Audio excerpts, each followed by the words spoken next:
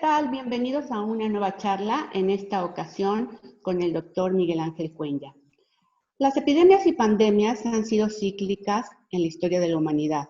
Una de las primeras documentadas fue la peste de Justiniano en el año 541, en el esplendor del Imperio Romano de Constantinopla. Ha habido, por supuesto, algunas más letales que otras, y podríamos empezar sin duda a hablar de una de ellas, la peste negra o bubónica del siglo XIV. Adelante, doctor Cuenya. Bueno, muy buenos días. Muchísimas gracias por la invitación y la posibilidad de poder participar en estos eventos de la Universidad para el Adulto, que para mí me parece un proyecto muy importante. En cuanto a la peste negra de 1348, fue uno de los eventos más catastróficos que sufrió Europa. No fue la primera.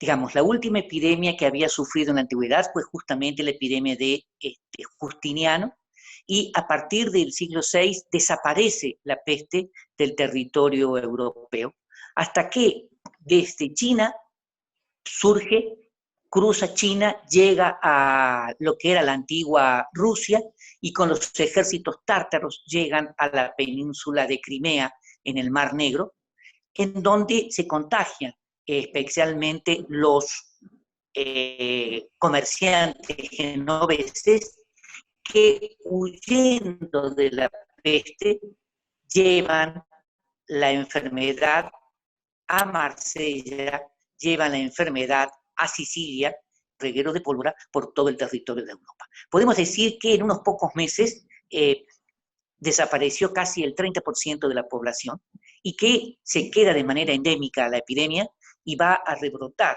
regionalmente con una periodicidad de 8 a 12 años. Y entre 1348 y 1400 desaparece casi el 50% de la población europea. La peste va a continuar de manera endémica hasta mediados del siglo XVIII, cuando desaparece.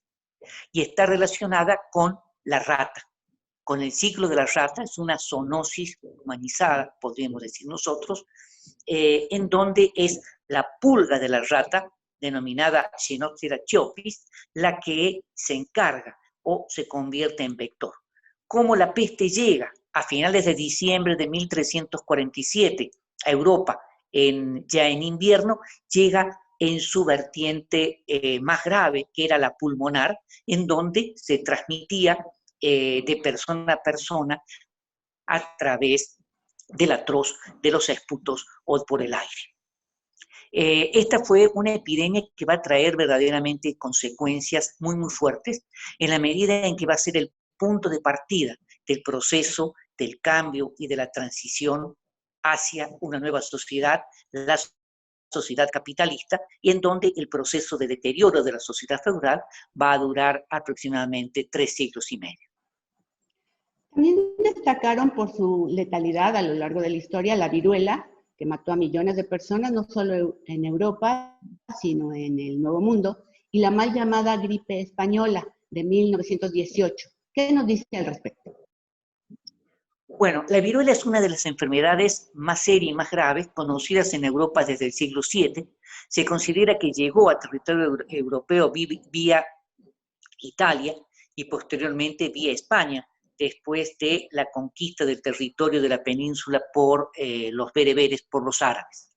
Y fue una de las peores epidemias que afectaban a la población europea. Durante toda la Edad Media y la Edad Moderna podemos decir que el impacto de esta epidemia, digamos, de la viruela, afectaba no solamente a los niños, sino dependiendo de la periodicidad. Si la viruela llegaba con una periodicidad de 5 o de 7 años, afectaba a los menores de 5 o de 7 años.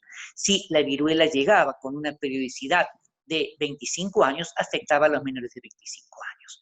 Pero, digamos, va a ser a comienzos del siglo XVIII cuando Jenner detecte por primera vez que en realidad era una enfermedad ligada también a las vacas. Y las ubres de las vacas, cuando se veían contagiadas por la epidemia de viruela, se llenaban de pústulas. Por lo tanto, los jóvenes que utilizaban, digamos, se dedicaban a extraer la leche de las vacas, y que tenían alguna pequeña lastimadura, se enfermaban de viruela, pero de una viruela muy suave. Ese fue el punto de partida de la posibilidad de la fabricación de las primeras vacunas. De ahí viene la palabra vacuna, de lo de vaca, ¿no? Y empezó a tratarse. Una problemática muy compleja en la medida en que existía una fuerte resistencia para vacunarse, porque muchas veces los niños morían. A comienzos del siglo XIX, en 1804, va a llegar un equipo directamente desde España con 28 niños españoles que tenían la pústula de la pus en el brazo de la viruela y con eso hacían la vacunación. Ese fue el punto de partida del proceso de vacunación en la Nueva España y posteriormente en México. De cualquier manera, en la medida que se salía de las ciudades, la resistencia a este tipo de medidas era cada vez mayor. De ahí el mantenimiento, la fuerza y el peligro que tenía la viruela. La otra enfermedad que se conoce desde la antigüedad fue la influenza.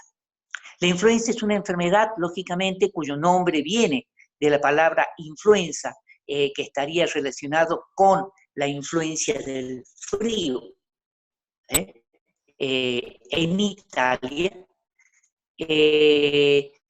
tuvo muchos momentos y en algunos casos, y una de las esposas de Felipe II va a morir de influenza, justamente.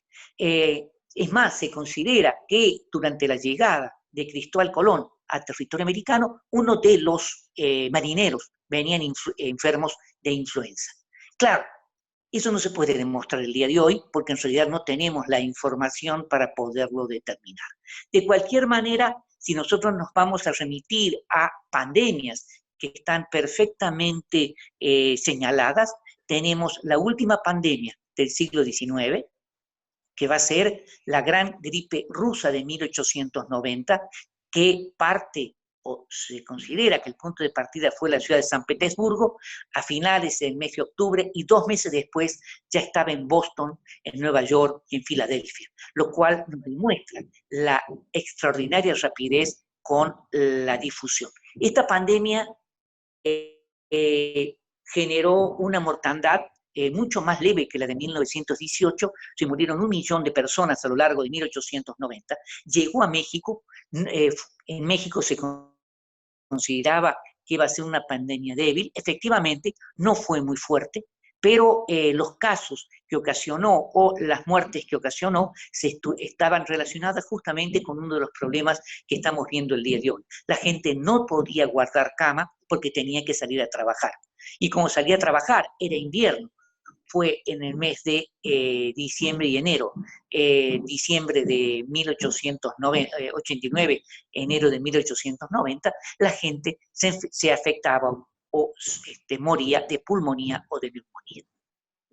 30 años después, en 1918, se va a dar la gran influenza, la gran pandemia española, como se denominaba, cuyo origen no iba a estar en España, sino en los Estados Unidos, en el medio oeste norteamericano, en un pequeño poblado casi totalmente deshabitado del estado de Kansas, a comienzos de 1918, en donde comenzó a manifestarse una gripe con características muy especiales, sumamente graves, y en donde los afectados morían de neumonía. Es a través de la participación de Estados Unidos en la Primera Guerra Mundial como el virus de la influenza se traslada a Francia, y en Francia, por las condiciones en donde estaban asilados o hacinados, mejor dicho, los soldados, fue convirtiéndose en lo que posteriormente va a ser la influenza de 1918. La influenza de 1918 mató muchas más personas que la Primera Guerra Mundial. Hoy se calcula que estamos hablando de 50 millones de personas que habrían fallecido de influenza. México, digamos, se vio fuertemente afectado por una sencilla razón. Las condiciones en las que se dio eran muy difíciles, se estaba terminando la década de la guerra de la Revolución Mexicana, en donde las condiciones especialmente de pobreza, de marginación, eran muy marcadas, y esto lógicamente se iba a manifestar también en la falta de dinero por parte de las autoridades, tanto federales como estatales como municipales, y por lo tanto la posibilidad de implementar diversas medidas en apoyo a los sectores más desprotegidos. ¿Quieres que siga? Hace una década aproximadamente, la influenza H1N1 nos confinó durante algunas semanas, y hoy en día el COVID-19 tiene en aislamiento social prácticamente a todos los países del mundo. Queda en evidencia que la movilidad humana es un factor de riesgo que va en aumento para la dispersión de los virus y, por consiguiente, la aparición de las pandemias. ¿Qué diferencia hay entre esas crisis de la antigüedad y las actuales? Bueno, la crisis de la antigüedad o del medioevo, o podríamos decir las grandes crisis pandémicas o epidémicas del siglo XVIII en la Nueva España, no existía ninguna posibilidad médica de poder contrarrestar, y en donde las únicas medidas preventivas pasaban justamente por barrer las calles, hacer fogatas en las esquinas o habilitar 3 o 4 farmacias para entregar medicinas a los pobres. Y esta era una realidad en donde la mayor parte de la población, digamos, trataba de utilizar las hierbas que se vendían en los mercados para hacer diversas infusiones. No se tenía en claro cuáles eran los vectores transmisores. Hoy, y especialmente después del desarrollo de la bacteriología en el siglo XIX, digamos, la situación empezó a cambiar y vino toda una preocupación para tratar de entender cuáles fueron las condiciones que se daban y cuáles eran los vectores transmisores. Esto es un problema muy complejo. Por ejemplo, con la influenza de 1918, recién se va a poder determinar que era un virus el que iba a transmitir la influenza en 1933. Pero de ahí a que se pudo establecer el genoma de la secuenciación de la influenza, llegó hasta el año 2005. En el año 2005 recién se va a obtener el ADN y a partir de ahí poder elaborarse las vacunas. Ese es uno de los grandes problemas, es decir, casi 100 años se demoró para poder desentrañar con todos los conocimientos médicos. ¿Por qué? Porque se estaba buscando el factor cero, el punto de partida. Hasta que finalmente, en la década de 1950, se encuentra en un pueblo perdido en Alaska, donde vivían inuits y que habían muerto casi el 95% de la población de influenza, en el Femapros, es decir, en la tierra congelada, los restos de algunas personas o algunos vecinos que habían muerto de influenza. Esa información biológica, más los restos de algunos pulmones que se habían conservado en formol de la Primera Guerra Mundial, se pudo terminar de establecer y hacer la secuenciación del genoma y todo el análisis fenométrico. Hoy es más fácil, pero al mismo tiempo estamos viendo que están hablando de 1 año, 2 años, 3 años para poder establecer la vacuna. A pesar de que se sabe que es de la familia de los coronavirus. Y en realidad, la influenza es un coronavirus, el SARS es otro coronavirus, el MERS es otro coronavirus, y sin embargo, para el SARS y para el MERS nunca se hicieron vacunas. Es decir, es una problemática muy compleja. No se sabe todavía con qué rapidez muta o está mutando genéticamente este coronavirus. Y por lo tanto se puede hacer una vacuna que no sea eficiente. Entonces tienen que ver todos esos tipos de parámetros. De cualquier manera, a nivel histórico, nos sirve como enseñanza para ver los métodos. El problema de la cuarentena no es la primera vez que se aplica, nosotros la vimos en el año 2009, yo recuerdo que por lo menos 1 semana, 10 días, estuvimos encerrados justamente por la influenza H1N1, ya en 1918 o en 1890 en Europa y en México se aplicaban cuarentenas. claro, era muy difícil porque se pedían también que se cerraran los templos, que se cerraran los teatros, y la iglesia muchas veces no quería cerrar los templos. Entonces, eso era un problema. ¿Por qué? Porque la gente se oponía. Era normal. Hoy hay mucha gente que se resiste a todo eso, pero hoy, digamos, los servicios religiosos se ofrecen por internet, se ofrecen por televisión, y no hay ningún problema. De cualquier manera, el estudio de las enfermedades y de las pandemias del pasado nos sirven como enseñanzas para analizar y poder comprender mejor el presente y el desarrollo del futuro. Doctor, los virus, las bacterias, los bacilos parecen tener un poder letal casi impredecible, sobre todo porque, como usted dice, mutan, ¿sí? Hay quien afirma que la humanidad tiene en estos elementos su peor amenaza, más allá de los conflictos bélicos, de la pobreza, de la contaminación. Encuentra en estos diminutos especímenes su mayor amenaza. ¿Qué nos ha enseñado la historia al respecto? Si es que algo nos ha enseñado. ¿Cómo nos transformamos como sociedad después de una historia de varios siglos de pandemia? Bueno, yo creo que en primer lugar la sociedad y el mundo tienen muy poca memoria. Digamos, yo no digo los jóvenes el día de hoy, pero los que vivimos la influenza del 2009 ya nadie se acuerda de la influenza. Nadie se acuerda de lo que se luchó, lo que le significó para el país todo esto.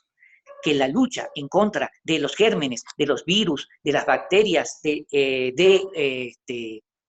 nos van a, digamos, son los que nos van a ir provocando diversas enfermedades en la medida en que nosotros estemos afectando las condiciones de vida, el problema del calentamiento global, el problema del rompimiento del equilibrio ecológico. Eso hace que se genere una serie de mutaciones dentro del mundo animal y que terminen afectándonos. La mayor parte de las enfermedades son zoonosis humanizadas. La peste es una zoonosis humanizada, la viruela es una zoonosis humanizada, y así nosotros, por ejemplo, podemos hablar de la influenza y su relación con la gripe aviar, con los cerdos. Es decir, normalmente no pasa de un ave a un humano, sino normalmente a través del cerdo. Es decir, hay una serie de elementos, una serie de factores en donde también el humano tiene una serie de parásitos que se generan sus propias enfermedades y que nosotros podemos transmitir a los animales. Entonces, todo eso está cambiando y eso es lo que nos enseña la historia. Claro, en la antigüedad no se sabía la relación entre el mundo animal y las enfermedades, y cuando no se entendía un proceso, un problema, era castigo divino.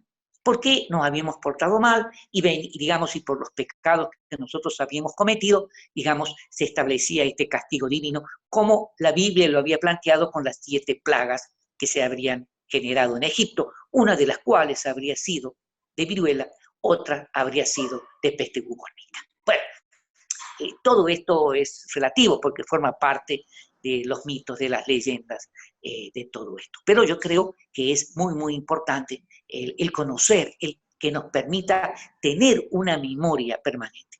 Por ejemplo, para el caso de México, a lo largo del periodo colonial y del siglo XIX, la población sí tenía una memoria para una enfermedad, el tabardillo. El tabardillo era el tifo, y que era una enfermedad endémica en México, endémica en la Nueva España, era una enfermedad relacionada con la pobreza, con la miseria, con las ratas, es también una enfermedad de las ratas, y generaba epidemias terribles. La peor epidemia que se sufrió en el siglo XVIII, la peor epidemia que se sufrió en el siglo XIX y la del siglo XX correspondieron a tifo. 1737, 1812-13 con la Guerra de Independencia, 1915-16 con la Revolución Mexicana, que mataron mucho más que la influenza y mucho más que el cólera, que en 2 oportunidades afectó el territorio nacional.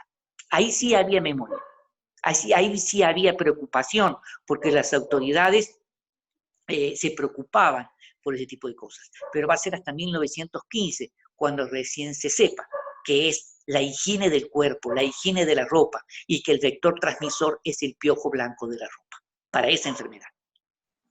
Esperemos pues que de esta pandemia resulte una mayor comprensión de la situación, mayor interés de todos nosotros por informarnos ahora que tenemos al alcance medios digitales que nos acercan toda la información, y también que exista mayor asertividad de las autoridades para manejar sus casos.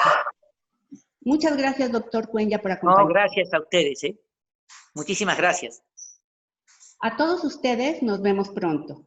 Déjanos tus comentarios y si te gustó, dale like.